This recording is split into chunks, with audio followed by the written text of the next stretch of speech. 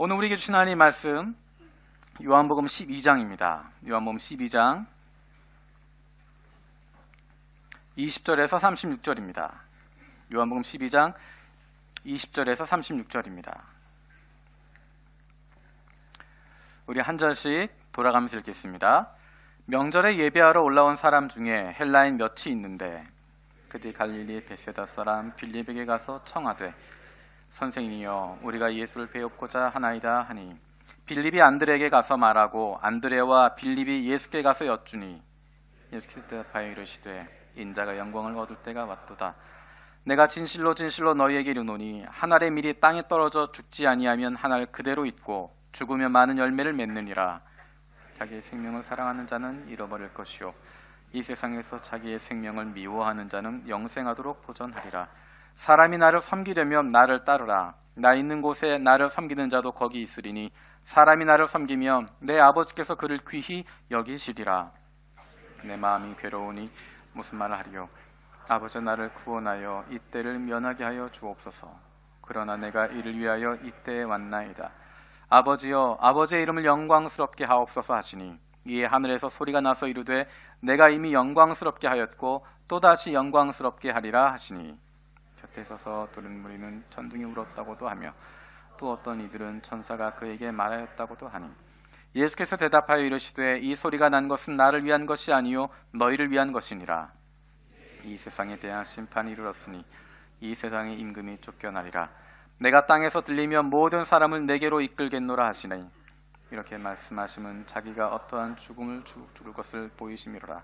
이에 무리가 대답하되 우리는 율법에서 그리스도가 영원히 계신다함을 들었거늘 너는 어찌하여 인자가 들려야 하리라 하느냐. 이 인자는 누구냐. 예수께서 이르시되 아직 잠시 동안 빛이 너희 중에 있으니 빛이 있을 동안에 다녀 어둠에 붙잡히지 않게 하라. 어둠에 다니는 자는 그 가는 곳을 알지. 다 함께 읽겠습니다. 너희에게 아직 빛이 있을 동안에 빛을 믿으라. 그리하면 빛의 아들이 되리라. 아멘. 오늘 사순절 두 번째 주일입니다. 사순절을 통해서 우리가 십자가를 지고 가시는 예수님, 그분을 보면서 그 뒷모습을 보면서 그분을 따라가는 시간을 가지고 있습니다. 사순절은 우리의 신앙을 점검하게 되는, 조율하게 되는, 우리의 신앙이 어디를 바라보고 있는지, 내 믿음이 무엇을 향하고 있는 것인지, 내 인생이 어디를 향하고 있는지를 점검할 수 있는, 조율할 수 있는 시간이라고 이야기했습니다. 예수님께서 걸어가시는 그 길을 보면서, 예수님이 가시는 그 모습을 보면서 어떻게 하면 나도 그분을 닮아갈 수 있을까? 어떻게 따라갈 수 있을까? 사순절 말씀들을 통해서 우리가 한 주 한 주 그것들을 같이 살펴보게 됩니다. 우리 먼저 20절에서 22절 말씀 같이 읽겠습니다. 20절에서 22절입니다. 읽겠습니다. 시작. 명절에 예배하러 올라온 사람 중에 헬라인 몇이 있는데 그들이 갈릴리 베세다 사람 빌립에게 가서 청하여 이르되 선생이여 우리가 예수를 배우고자 하나이다 하니 빌립이 안드레에게 가서 말하고 안드레와 빌립이 예수께 가서 여쭈니. 명절이 되어서 유월절이 되어서 전국에서 사람들이 몰려듭니다. 성전에서 예배드리기 위해서, 유월절을 지키기 위해서 전국에서 모여듭니다. 전국에서 모여들 뿐만 아니라 전 세계에서 몰려들게 됩니다. 하나님을 믿고 있는 유대인들, 전 세계에 흩어져 있는, 우리가 잘 아는 것처럼 이스라엘이 아수르에게 멸망하고 바벨론에게 멸망하면서 그들이 전 세계로 흩어지게 됩니다. 일부는 바벨론으로 포로로 잡혀가기도 하고, 그 중에 어느 정도 숫자는 때가 차서 예루살렘으로 돌아오기도 했지만 많은 사람들은 전 세계에 흩어져 살게 됩니다. 전 세계에 흩어져 있지만 그들의 믿음의 정체성을 가지고 있습니다. 그것은 그들이 유대인이라고 하는 것. 유대인이라고 하는 정체성을 지키는 방법은 두 가지가 있었습니다. 한 가지는 그 율법을 지키는 것이고 또 다른 한 가지는 성전에서 예배를 드리는 것입니다. 그래서 그들의 꿈은 예루살렘 성전에 가서 예배를 드리는 것입니다. 그래서 유월절이 되면, 명절이 되면, 절기가 되면 전 세계에서 자기들의 고향, 내가 태어난 곳은 아니지만 유대인의 고향 예루살렘으로 가서 그 성전에서 예배드리는 것, 그 명절을 보내는 것, 그것을 가장 중요하게 생각했습니다. 오늘 본문에 보면 헬라인 몇 사람이 있다라고 이야기합니다. 헬라인 몇 사람이 있다라고 하는 이야기는 아마도 헬라인으로서, 이방인으로서 하나님에 대해서 알고 있는 사람, 하나님에 대해서 관심을 가지고 있는 사람, 그런 사람일 수도 있고, 또 한 가지는 이미 개종을 했던 헬라인일 수도 있습니다. 70인역을 통하여서 하나님이 어떤 분이신지를 알게 되었고 주변에 함께 살고 있는 유대인들을 통해서 그 하나님에 대해서 하늘의 하나님, 그 하나님이 어떤 분인지 알고 있었기 때문에 그래서 그들이 개종했던 사람들, 헬라인이지만 유대인으로 개종했던 사람들이 있었습니다. 또 한 종류의 무리는 유대인이지만 헬라 지역에 살고 있는 사람들입니다.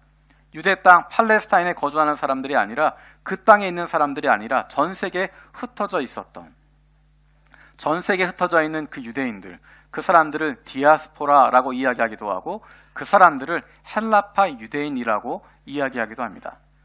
그 사람들이 성전으로 명절이 되어서 올라오게 된 것입니다. 그리고 그들이 예수님을 찾아가게 됩니다. 그때 등장하는 중요한 인물이 빌립이라고 하는 사람입니다. 빌립은 그 앞에 설명이 붙어 있기를 갈릴리 베세다 사람이다 라고 이야기합니다. 갈릴리 베세다라고 하는 지역은 예루살렘에서 멀리 떨어져 있는 지역이고 그 바로 위의 지역은 데가볼리라고 하는 헬라 지역과 마주하고 있는 것입니다. 그래서 헬라 지역과 마주하고 있었고 베세다에도 헬라인들이 모여 사는 지역이 있었기 때문에 아마도 빌립이라고 하는 사람은 그 이름 자체도 히브리식 이름이 아니라 헬라식 이름이었고 그가 살고 있는 지역, 그가 있었던 경험들을 보았을 때 그는 어느 정도 헬라어가 가능했던 사람인 것 같습니다. 헬라어를 사용할 수 있고 그것으로 의사소통할 수 있는, 그것을 이야기를 나눌 수 있는 사람이었던 것 같습니다. 빌립과 함께 등장하거든 안드레가 등장합니다. 빌립과 안드레 두 사람이 등장합니다. 이 두 사람이 그 헬라인들을 예수님께로 데려가게 됩니다. 여러분 요한복음에 빌립과 안드레가 등장하는 또 한 곳이 있습니다. 혹시 여러분 기억하십니까? 1장에 나타납니다. 1장에서 안드레와 빌립이 등장합니다. 그 사람들의 역할은 자기에게 가까웠던 사람, 자기와 함께 있던 사람, 자기가 잘 알고 있는 사람을 예수님께로 인도하는 것입니다. 우리가 잘 아는 것처럼 빌립은 그 친구 나다나엘을 예수님께로 인도하고 있습니다. 와 보라 라고 이야기하면서 그 친구를 예수님께로 인도하고 있고 안드레는 그 형제였던 시몬, 베드로를 예수님께 인도하고 있습니다. 우리가 메시아를 만났다라고 이야기하면서 그 형제를 예수님께 인도하고 있습니다. 안드레와 빌립의 모습을 보면 그들이 예수님에 대해서 변호한 것 같지 않습니다. 이런저런 조항을 대면서 이러이러하니까 이분이 메시아야 라고 이야기하지 않고 자기가 사랑하는 사람, 가까웠던 사람, 그 사람들이 예수님을 만나길 원하는 마음으로 예수님께로 데리고 오는, 예수님께로 인도하는, 그리고 그 다음 일은 예수님께서 직접 행하십니다. 예수님이 시몬을 만나서 그의 인생을 변화시키시고 예수님이 나다나엘을 만나서 그의 마음을 움직이시고 예수님께로 데리고 가는 것까지, 그것이 안드레와 빌립의 역할이었습니다. 안드레와 빌립이 함께 등장하는 또 한 가지 본문이 있습니다. 혹시 여러분 기억하십니까? 6장에 나와 있습니다. 요한복음 6장에 보면 오병이어의 기적이 나타납니다. 그때 한 어린아이를 예수님께로 데리고 온 사람 안드레였습니다. 이것이 얼마나 도움이 될지는 모르겠습니다. 하지만 그 마음속에 이 어린아이를 예수님께로 데리고 가고 싶었습니다.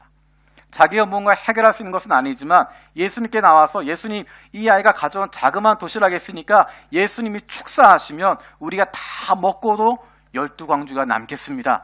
그런 믿음이 있었던 것이 아니라 그냥 자기가 만났던 사람, 자기가 접촉하게 됐던 사람, 그 마음이 움직이게 되니까 나다나엘을 예수님께로 데려오기도 하고 시몬을 예수님께 인도하기도 하고 그리고 그 어린아이를 예수님께 데려다가 놓는 것, 그것이 빌립과 안드레의 역할이었습니다. 빌립의 모습을 보면서 한 가지 생각하게 되었습니다. 빌립은 헬라어가 가능했던 사람입니다. 그래서 헬라인들을 예수님께 소개할 수 있었습니다. 예수님께 데리고 갈 수 있었습니다. 이 빌립의 모습을 보면서 우리 교회가 생각이 났습니다. 하나님께서 우리를 왜 일본에 보내셨을까? 일본 땅 가운데 보내시고 어떤 사람은 20년 전, 30년 전에 일본 땅에 보내셔서 처음 계획은 한 달, 두 달이었지만 6개월, 1년이었지만 이제 20년, 30년 이 땅에 머무는 이유가 무엇일까? 이 땅에 있으면서 예수님을 그렇게 사랑하게 되고 그렇게 깊이 만나게 되는 이유가 무엇일까? 우리에게 일본어를 하게 하시고 일본 문화에 대해서 알게 하시고 일본 사람들에 대해서 알도록 하신 이유가 무엇일까? 우리 주변에 내 바로 옆집에 일본 사람이 살고 있고 내가 일하는 파트너가 일본 사람이고 내가 만나는 사람들이 일본 사람이라고 하는 것이 어떤 의미가 있을까? 어쩌면 하나님께서 빌립이 헬라어가 준비되어 있어서 헬라인들이 그를 통해서 예수님께 나아갈 수 있었던 것처럼 어쩌면 하나님께서 우리들을 통해서 일본 영혼들을 예수님께 나아갈 수 있도록 우리가 그들을 변화시키는 것이 아니라 우리가 그들을 새롭게 만드는 것이 아니라 우리가 만났던 예수님을 만날 수 있도록 도와주는 것, 예수님께 연결시켜주는 것, 예수님께 소개시켜주는 것, 그들에게 좋은 친구가 되고 좋은 이웃이 되어서 내가 만났던 예수님을 만날 수 있도록 도와주는 것, 빌립처럼 안드레처럼 예수님께 데리고 나오는 것, 그것이 어쩌면 하나님께서 저와 여러분들에게 주고 계시는 우리 교회에 맡겨주고 계시는 하나님의 뜻인 줄로 믿습니다. 예수님께서 24절에 이렇게 말씀하십니다. 우리 24절 말씀 같이 읽겠습니다. 시작. 내가 진실로 진실로 너희에게 이르노니 한 알의 밀이 땅에 떨어져 죽지 아니하면 한 알 그대로 있고 죽으면 많은 열매를 맺느니라. 이것이 예수님께서 하시고자 하는 일이었습니다. 예수님께서 죽음을 통하여서 한 알의 밀알이 땅에 떨어져 죽는 것처럼 그로 말미암아 많은 열매를 맺게 되는 그 일을 이루신다라고 말씀하십니다. 우리는 예수님을 따라가겠다라고 이야기합니다. 우리에게 주시는 것 땅에 떨어져 죽는 한 알의 밀알처럼 죽는 것이라고 이야기하십니다. 그것이 예수님을 따라가는 것이라고 이야기하십니다. 어떻게 하면 그렇게 예수님을 따라갈 수 있을까? 어떻게 하면 한 알의 밀알이 땅에 떨어져 죽는 것처럼 그로 말미암아 많은 열매를 맺게 되는 것처럼 예수님을 따라가는 삶, 예수님을 닮아가는 삶, 그런 삶을 살아갈 수 있을까? 오늘 본문에서는 두 가지를 우리에게 보여주고 있습니다. 첫 번째는 우리 25절, 26절 같이 읽겠습니다. 25절, 26절입니다. 시작. 자기의 생명을 사랑하는 자는 잃어버릴 것이요 자기의 생명을 미워하는 자는 영생하도록 보전하리라. 사람이 나를 섬기려면 나를 따르라. 나 있는 곳에 나를 섬기는 자도 거기 있으리니 사람이 나를 섬기면 내 아버지께서 그를 귀히 여기시리라. 아멘. 자기 생명을 사랑하는 자는 잃어버릴 것이고 이 세상에서 자기 생명을 미워하는 자는 영생하도록 보존할 것이다. 이것이 어떤 의미일까? 예수님을 따르는 사람은 예수님을 따라가고 예수님을 닮아가는 사람은 첫 번째 우선순위를 분명하게 세우는 사람입니다. 예수님을 닮아가기 위해선 예수님을 따라가기 위해선 우선순위를 분명히 세울 수 있어야 됩니다. 닥치는 대로 일을 하는 것이 아니라 닥치는 대로 일들을 해가는 것이 아니라 내 마음에 움직이는 대로 가는 것이 아니라 어떤 것이 우선순위가 있는지를 분명하게 세워야 되는 것입니다. 예수님을 섬기고 따른다고 하는 것, 그것은 생활이 바뀌는 것을 의미합니다. 예수님을 따르는 사람들은 삶의 목표가 달라지고 삶의 관심사가 달라지고 취미가 달라지고 직업을 선택하는 기준이 달라지고 습관이 달라질 수밖에 없습니다. 예수님을 따르고 있음에도 불구하고 예수님을 따른다고 함에도 불구하고 여전히 옛날과 달라지지 않은 목표를 가지고 있고 옛날과 똑같은 관심사를 가지고 있고 옛날과 똑같은 기준으로 직업을 바라보고 있고 예전과 다르지 않은 모습으로 배우자를 찾고 있다면 그 사람은 예수를 따르는 사람 아닙니다. 예수를 따른다고 하는 것은 그분이 가셨던 그 길을 따라가는 것을 의미하는 것입니다. 예수님이 가셨던 그 길은 세상의 권력과 명예를 얻는 길이 아니었습니다. 유대인들이 꿈꾸었던 것, 유대인들이 이야기했던 것은 환호했던 이유는 예수가 왕이 되는 것이고 권력을 갖는 것이고 힘을 갖는 것이고 로마 제국을 뒤엎을 수 있는 전 세계 가운데 유대 민족을 높이 세워줄 수 있는 그런 힘을 가지고 권능을 가지고 있는 박수를 받을 만한 모든 민족이 그분 앞에 무릎을 꿇게 되어지는 그런 명예를 갖는 메시아를 원하고 있었지만 예수님께서 가셨던 그 길은 예수님께서 가시고자 했던 그 길은 예수님이 걸어가고 계시는 그 길은 겸손과 죽음의 길입니다. 예수님께서 행하시는 그 길은 자신의 영광을 위해서가 아니라 하나님의 영광을 위해서 살아가고 계십니다. 예수님을 따른다고 하는 것, 우선순위를 하나님께 둔다고 하는 것은 우리의 삶에 아무런 재미가 없다는 건 아닙니다. 아무런 재미나 즐거움이나 안전 없다, 그것을 의미하는 것이 아닙니다. 무엇을 하느냐라는 것보다 훨씬 더 중요한 것은 왜 하느냐라는 것입니다. 누구를 위해서 하느냐라는 것입니다. 세상에서 여러 가지 일들을 보면서, 사람들이 하는 일을 보면서 이게 정말 누구를 위한 것일까? 겉으로 이야기할 때는 다른 사람을 위한 것처럼, 다른 사람을 배려하는 것처럼 이야기하지만 나중에 보면, 그 결과를 보면 그 일이 누구를 위해서 했던 것인지 우리는 알 수 있습니다. 우리가 무엇을 하느냐 중요한 것이 아니라 왜 하느냐, 누구를 위해서 하느냐. 교회에서 열심히 봉사하는 것, 그것이 하나님을 위해서 하는 것인가? 꼭 그렇다라고 말할 수 없습니다. 교회에서 열심히 봉사하는 것을 통해서 내가 누군가에게 인정받고 싶고, 내가 열심히 봉사하는 것을 통해서 내가 무엇인가 명예를 얻고 싶어 한다고 한다면, 다른 사람이 인정해 주지 않으면 시험에 들고, 다른 사람이 잘한다라고 칭찬해 주지 않으면 마음 상하게 되어지는 것, 그 사람 예수님 따르는 것이 아닙니다. 교회 일은 하고 있지만, 하나님의 이름을 붙여서 그 일을 하고 있지만 그 사람 예수님 따르는 사람 아닙니다. 목사가 되어도 마찬가지입니다. 목사가 되어서 사람들이 인정해 주지 않으면, 사람들이 박수 쳐주지 않으면, 사람들이 잘한다 이야기하지 않으면 마음 상한다고 한다면, 내가 진심을 가지고 하나님 일 한다고 이야기하지만 다른 사람이 진심 몰라줄 때 그것 때문에 마음이 상하면 예수님 따르는 것 아닙니다. 자기도 모르는 사이에 이 세상에서 내 생명을 사랑하는 것에 빠지게 되는 것입니다. 우리의 생명을 미워한다라고 이야기하는 것, 그것은 우선순위를 바꾼다는 것입니다. 이 세상에서 내 생명을 사랑하지 않고 미워한다고 하는 것, 그것은 내가 먹고 사는 건 내가 삶의 기준이 되는 것이 아니라, 내가 우선순위 되는 것이 아니라 그 우선순위를 바꾼다는 것입니다. 내 것이 아니라 하나님에게 우선순위를 둔다는 것입니다. 무엇을 하느냐보다 중요한 것, 누구를 위해서 하느냐, 하나님을 위해서 하는 것입니다.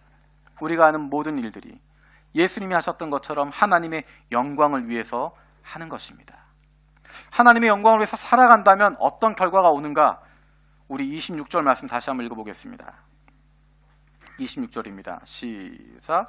사람이 나를 섬기려면 나를 따르라. 나를 섬기는 자도 거기 있으리라. 내 아버지께서 그를 귀히 여기시리라. 예수님을 따르고 있으면, 예수님을 따라가고 있으면, 그렇게 하고 있으면 예수님께서 약속하신 하나님이 주시는 존귀를 누리게 된다는 것입니다. 예수님을 따라가고 있으면, 우리의 삶의 우선순위를 예수님에게 두고 그 길을 따라가고 있으면, 그럼 예수님이 가셨던 그 길을 우리도 가게 될 것이고, 예수님이 가신 그곳에 우리도 있게 될 것이라는 것입니다. 예수님이 가신 그곳, 십자가를 지나가지만 그 이후에 하나님의 영광 가운데 들어가게 되고 하나님과 함께하는 영생으로 가게 되는 것입니다. 예수님을 따르고 있는 사람들도, 누구든지 예수를 따르고 있으면 예수님이 가시는 그곳에 함께 있을 것이다. 그리고 하나님이 인정해 주신다라고 이야기하십니다. 세상이 주는 존귀가 아니라, 세상이 주는 칭찬이 아니라 하나님이 주시는 존귀를 경험하게 된다는 것입니다. 근데 그것은 죽은 이후에 누리는 것이 아니라, 저 세상에서 누리는 것이 아니라, 이 땅에서 살아가는 동안에도, 이 땅 위에서 살아가는 동안에도 하나님이 주시는 그러한 기쁨, 하나님이 주시는 그러한 존귀, 하나님이 주시는 그런 영광, 그것들을 이 땅에서도 누릴 수 있다는 것입니다. 모두를 누릴 수 있는 것은 아니지만 그 가운데 일부를 이 땅에서도 누릴 수 있도록, 부분적으로 경험할 수 있도록 해 주신다는 것입니다. 내가 내 생명을 지키려고 하지 않아도, 내가 내 생명을 지키려고 하지 않아도, 거기에 우선순위를 두지 않아도 하나님께서 그 생명을 지켜주시겠다고 말씀하십니다. 내가 내 생명을 책임지지 않아도 되는 것, 우리에겐 그것을 책임질 만한 능력이 없기 때문입니다. 우리는 우리의 생명을 지킬 만한 능력이 없습니다. 우리의 노력으로, 우리의 근심으로, 우리의 수고하는 것으로 우리의 생명을 조금이라도 늘릴 수 없는 존재들이기 때문에, 우리의 힘으로는 우리의 생명 어쩔 수 없는 존재들이기 때문에, 또 한 가지는 굳이 내가 그렇게 하지 않아도 되기 때문입니다. 나는 하나님이 원하시는 그 길을 걸어가고 있으면, 거기에 내 삶의 우선순위를 두고 그 길을 걸어가고 있으면 그 뒤는 주님께서 책임지신다는 것입니다. 내가 가고 있는 그 길, 하나님의 영광을 위해서 하나님이 원하시는 그 길을 걸어가고 있을 때 그 나머지에 대한 책임 하나님께서 지시기 때문에 내가 내 생명 굳이 다 책임지지 않아도, 굳이 그렇게 하지 않아도 된다라고 말씀하시는 것입니다. 내 삶의 지배권을 내가 책임지려고 하고 내가 맞추려고 하고 내가 감당하려고 하는 그것이 아니라 내 삶의 지배권을 내가 포기할 때 그것은 주님께 내어드리고 나는 주님만 따라가겠습니다. 내 삶의 우선순위를 거기에 맞추고 따라가게 되어질 때 하나님이 주시는 참된 기쁨과 즐거움을, 상황과 관계없는, 환경에 의해서 흔들리지 않는, 아무도 빼앗을 수 없는 그 놀라운 영생의 기쁨을 누리게 되는 것입니다. 예수님은 나를 섬기려는 자는 누구든지 나를 따라오라라고 이야기하십니다. 정해진 사람들이 아니라, 유대인들만 하는 것이 아니라 헬라인도, 능력이 없는 사람도, 남자나 여자나 인종에 상관없이, 사회적인 지위 상관없이 누구든지 예수를 따르면 된다라고 이야기하십니다. 누구든지 예수를 섬기면, 누구든지 예수를 따르면 하늘 아버지께서 그를 높여주시겠다 이야기하십니다. 이 땅 위에서 뿐만 아니라 하나님 나라에서 그를 인정해 주시고 그를 붙들어 주시겠다고, 그에게 큰 보상을 주시겠다고 말씀하십니다. 우선순위를 세우는 게 왜 중요할까? 삶의 우선순위를 왜 세워야 할까? 우리는 지난주부터 예수님을 따르는 것에 대해서 이야기하고 있습니다. 우리는 예수를 믿는다고 이야기하고 예수님을 따르고 예수님을 닮아간 예수님의 제자가 되겠다고 이야기합니다. 그런데 예수님을 따라간다고 하는 것 쉽고 편한 길이 아니기 때문입니다.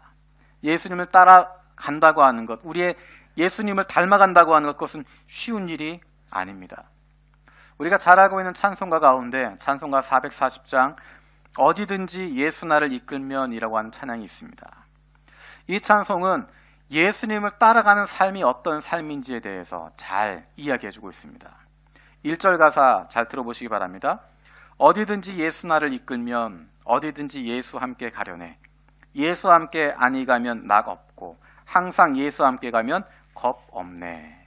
어디를 가든지 겁낼 것 없네. 어디든지 예수 함께 가려네. 그렇습니다. 예수님을 따라가는 것, 그것이 얼마나 기쁘고 즐거운 것인지, 예수님이 함께 가야 기쁨이 있고 즐거움이 있고 항상 예수님과 같이 가면 겁이 없다라고 고백합니다. 그런데 예수님을 따라가는 삶이 늘 평탄하고 늘 쉽다면, 다른 사람들에게 인정받는 길이라고 한다면 그것은 누구나 따라갈 수 있겠지만 예수님을 따르는 길은 그렇지 않습니다. 우리가 경험하고 있는 것처럼, 아는 것처럼 예수님을 따라간다고 하는 것, 우리의 목표를 하나님에게 두고 있다고 하는 것, 그것은 쉬운 것이 아닙니다. 예수 따라가는 삶이 어렵다고 하는 것, 그걸 살짝 보여주는 것이 2절 가사입니다. 제 2절 가사 읽어보겠습니다. 세상 친구 모두 나를 떠나도 예수 함께 가면 외로움 없겠네. 가는 길이 위태하고 험해도 어디든지 예수 함께 가려네. 1절하고 분위기가 좀 달라졌습니다. 1절만 해도 기분 좋게 평탄한 길 가는 것 같은데, 소풍 가는 것처럼 그런 기쁜 마음으로 어디를 가든지 예수 함께 가려내라고 이야기했는데 2절에 가니까 조금 힘들어집니다. 세상 친구 모두 나를 떠나도 예수 함께 가면 외로움 없겠네. 가는 길이 위태하고 험해도 어디든지 예수 함께 가려네. 다른 이야기로 하면 예수 따라가는 삶을 살다 보면 세상 친구 나를 버리게 되고 나 혼자 있는 것처럼 외롭게 고독하게 살아갈 수 있다는 것입니다. 다른 사람들이 인정해 주지 않고 다른 사람 박수 쳐주지 않는 외롭고 힘든 길 갈 수 있다는 것입니다. 예수님 따라가는 것 늘 성공하고 늘 건강하고 평탄한 길이 아니라 그 길이 위태하고 험한 길이라는 것입니다. 3절도 한번 들어보십시오.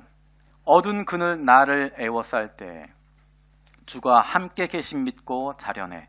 죽은 후에 천국에서 깨어나 예수와 함께 길이길이 살리라. 어두운 그늘이 나를 애워싸서 그 안에서 마지막 순간까지 힘들고 어렵고 고생하는 그 길 될 수 있다는 것입니다. 그럼에도 불구하고 어디를 가든지 겁낼 것 없네. 어디든지 예수와 함께 가려네. 삶의 우선순위를 똑바르게 세우지 않으면, 삶의 우선순위를 올바르게 세우지 않으면 세상 친구 모두 나를 떠나는 삶, 그 삶을 살아갈 수 없습니다. 외롭고 고독한 그 길 걸어갈 수 없습니다. 위태하고 험한 길 나아갈 수 없습니다. 어두운 그늘이 나를 애워싸는 그런 그 길을 도무지 걸어갈 수 없습니다. 이 길을 걸어가기 위해선, 예수님 따라간 그 삶을 올바르게 살아가기 위해선, 견디며 살아가기 위해선 우선순위를 올바로 세우고 있어야, 그래야 그 길을 걸어갈 수 있습니다. 눈앞에 보이는 것에 집중하는 것이 아니라, 마음을 흐트러뜨리는 것이 아니라 눈에 보이지 않는 하나님 나라의 영광을 바라보며 우리의 삶의 우선순위를 올바르게 잡아갈 수 있는, 그것 바라보며 예수님 따라 걸어갈 수 있는 저와 여러분들 되어지길 원합니다. 하나님의 밀이 되어서 썩어질 수 있는 사람, 예수님을 따라갈 수 있는 사람, 그 사람은 어떤 사람인가? 두 번째로 27절, 28절 말씀 읽어보겠습니다. 27절, 28절입니다. 같이 읽겠습니다. 시작.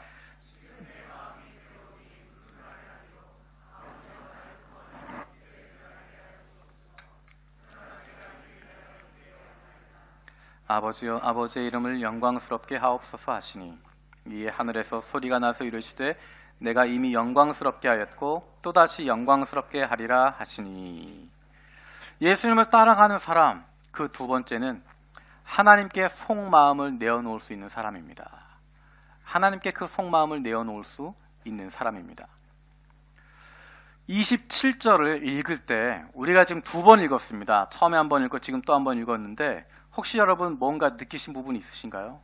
거기서 예수님의 마음이 혹시 느껴지십니까? 글을 읽을 때 어디에서 띄어 읽느냐가 굉장히 중요합니다. 어디서 끊어 읽느냐 하는 것이 그 글에 담겨져 있는 감정을 느낄 수 있습니다. 우리 27절 다시 한번 읽을 텐데요. 제가 그만, 그럼 거기서 멈추는 겁니다. 아시겠죠? 자, 27절 같이 천천히 읽겠습니다. 시작. 무슨 말을 하리요? 아버지여 나를 구원하여 이때를 면하게 하여 주옵소서. 그만. 자, 그 다음 읽겠습니다. 그러나 시작. 뭔가 좀 느껴지세요? 성경책에는 지금 딱 한 칸, 빈 칸 하나, 스페이스 하나 있습니다. 그 안에 뭐가 담겨져 있는지 여러분 느껴지십니까? 제가 의도적으로 거기서 끊게 했습니다. 우리가 아는 것처럼 공관복음에는 겟세마네 기도가 있습니다. 예수님께서 정말 눈물을 흘리시면서 기도했던 내용이 있습니다. 이 잔을 나에게서 지나가게 해주십시오. 하지만 내 뜻대로 마옵시고 주님 뜻대로 하십시오. 우리는 그것을 너무 쉽게 연결해서 읽어버립니다. 주여 이 잔을 내게서 지나가게 하옵소서. 그러나 내 뜻대로 마옵시고 주님 뜻대로 하옵소서. 그러면 그 안에 담겨져 있는 마음이 느껴지지 않습니다. 요한복음에는 딱 요 스페이스 하나가 있습니다. 요 빈칸 하나가 남아 있습니다. 그것이 보여주는 것이 예수님의 마음을 보여주고 있습니다. 예수님이 완전한 인간으로 이 땅에 오셨기 때문에, 신으로서가 아니라 완전한 인간으로 오셨기 때문에 그 십자가를 앞두고 이제 앞으로 며칠 지나고 나면 십자가의 처형을 받게 되어지는데, 그 길 걸어가게 되는데 예수님의 주저하는 모습이 나타나 있습니다. 조금 전에 끊어 읽었던 그 스페이스 하나에 아버지 나를 구원하여 이때를 면하게 하여 주옵소서. 그러나 내가 이를 위하여 이때 왔나이다. 예수님께서 하신 이 기도가 내가 십자가 지지 않겠습니다 하는 것이 아닙니다. 내가 이를 감당하지 않겠습니다라는 것이 아닙니다. 포기하겠다고 하는 것도 아닙니다. 거부하는 것도 아니고 포기하는 것도 아니고 도피하는 것도 아닙니다. 다만 내 힘든 마음 알아주십시오 하는 것입니다. 내 아픈 마음 하나님 앞에 내어놓는 것입니다. 내가 이렇게 힘들고 아프고 어려운 것,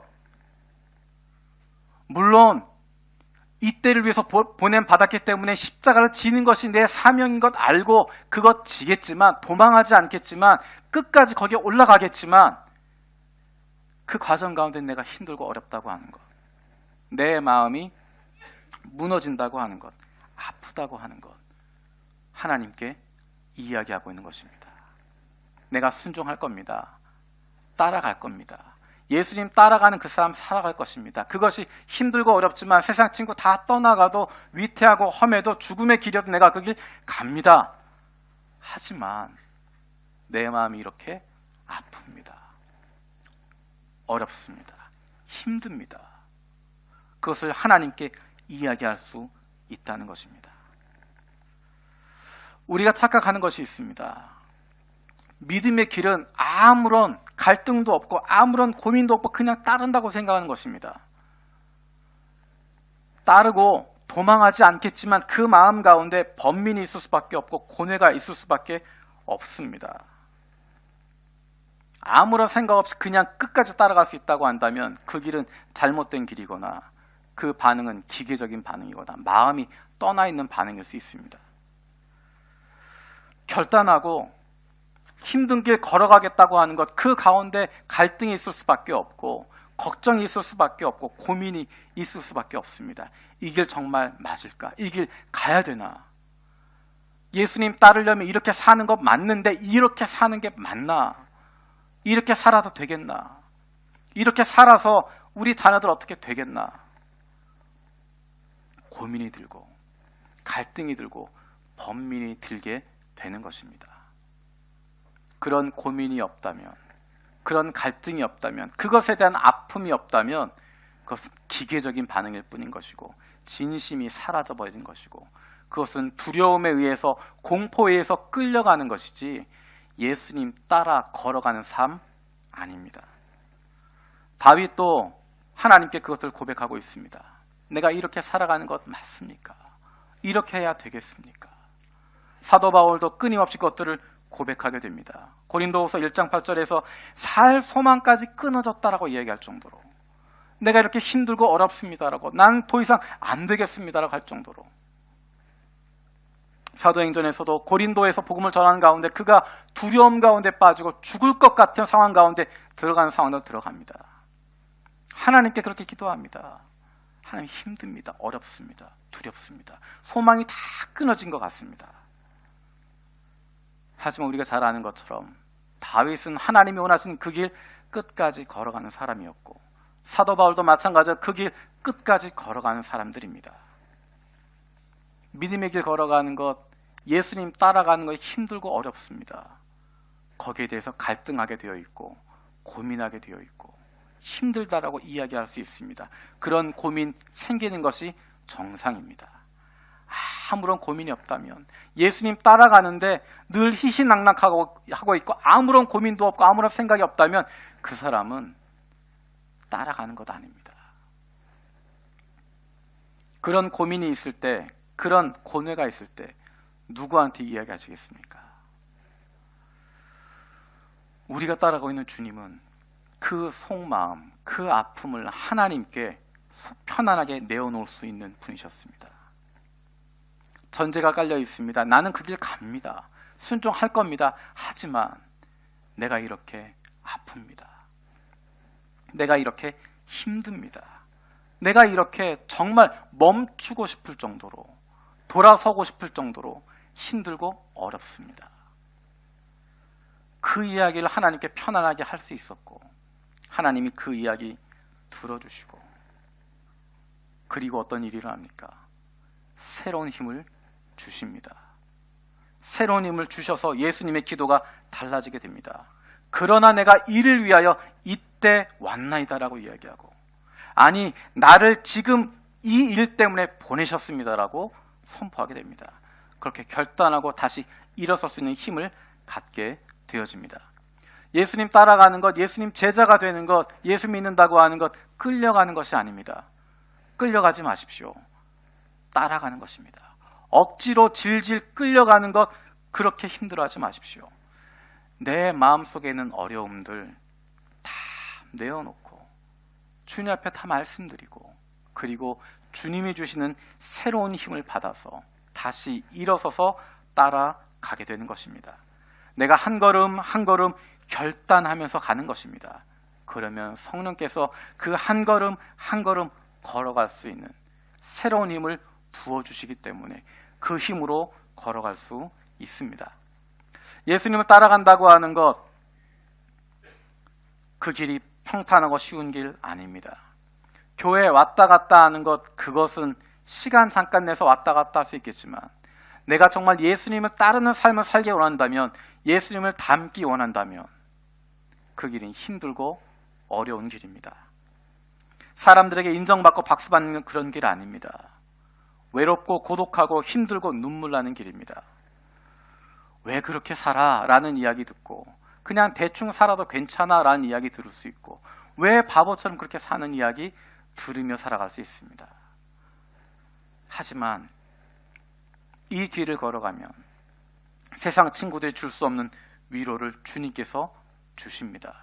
세상 사람들이 줄 수 없는 그 눈물을 닦아주시는 주님을 경험하게 됩니다. 어떤 어려움도 이겨낼 수 있는 힘을 주시는 주님께서 함께 하심을 경험하게 됩니다. 찬송가 가사처럼 죽은 후에 천국에서 깨어나 주님과 영원히 함께하는 기쁨 누릴 소망 갖게 되어집니다. 어디든지 예수와 함께 가기 때문입니다. 저와 여러분들이 삶의 우선순위를 분명하게 세워놓고 내 아픈 속마음 주님께 다 내어드리면서 한 걸음씩 한 걸음씩 예수님을 따라가는, 예수님을 닮아가는 저와 여러분들, 하나님의 자녀들 되기를 바랍니다. 우리 이 시간에 기도하는 마음으로 함께 찬송가 부르도록 하겠습니다. 아까 이야기했던 찬송가 440장입니다. 어디든지 예수 나를 이끌면 어디든지 예수와 함께 가려네. 세상 친구 나를 떠나도 예수 함께 가면 외로움 없겠네. 길이 위태하고 험해도 어디든지 예수와 함께 가려네. 어디를 가든지 겁낼 것 없네. 어디든지 예수와 함께 가려네. 함께 찬양하겠습니다.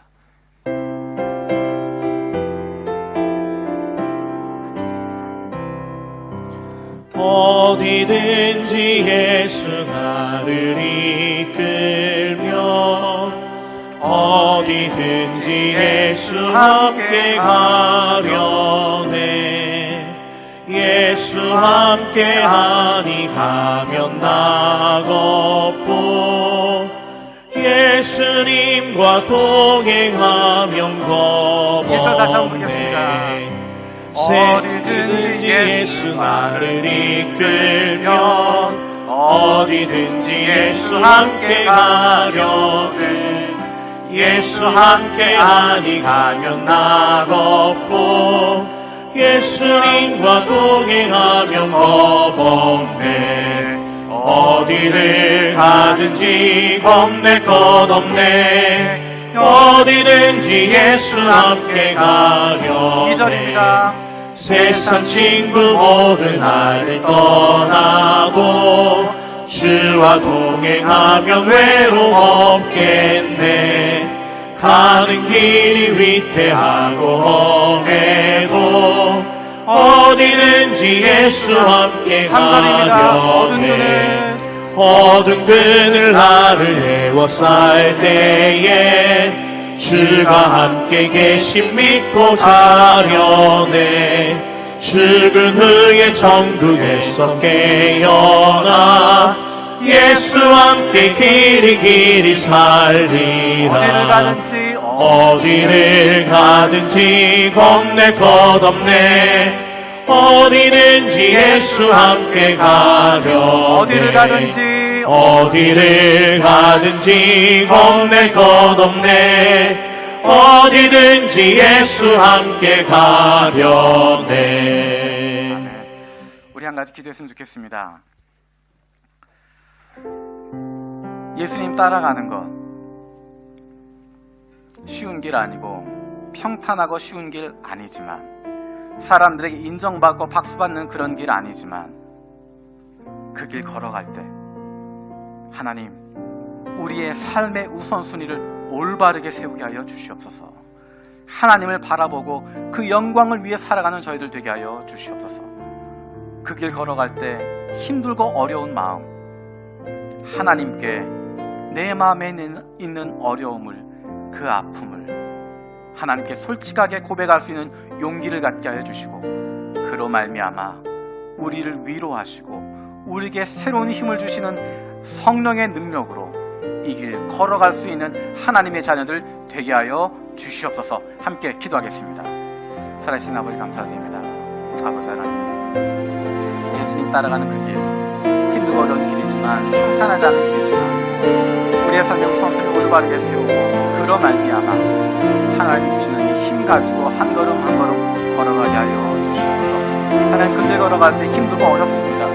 내가 감당하기 답답하고 정말 어떻게 해야 될지 알지 못하는 고뇌하는 순간, 갈등하는 순간, 아파하는 순간들이 있습니다. 그 시간에 예수님처럼, 사도 바울처럼, 다윗처럼 하나님 앞에 내 마음 이야기할 수 있게 해주십시오. 하나님 앞에 내 아픔 이야기할 수 있게, 그래서 하나님이 주시는 그 위로를 받고 그 주시는 격려를 받고 주님이 주시는 새로운 힘으로, 성령께서 주시는 힘으로 한 걸음 한 걸음 걸어갈 수 있도록 주님 우리 가운데 함께하여 주시옵소서. 주님의 은혜 더하여 주시고 주님의 은혜 더하여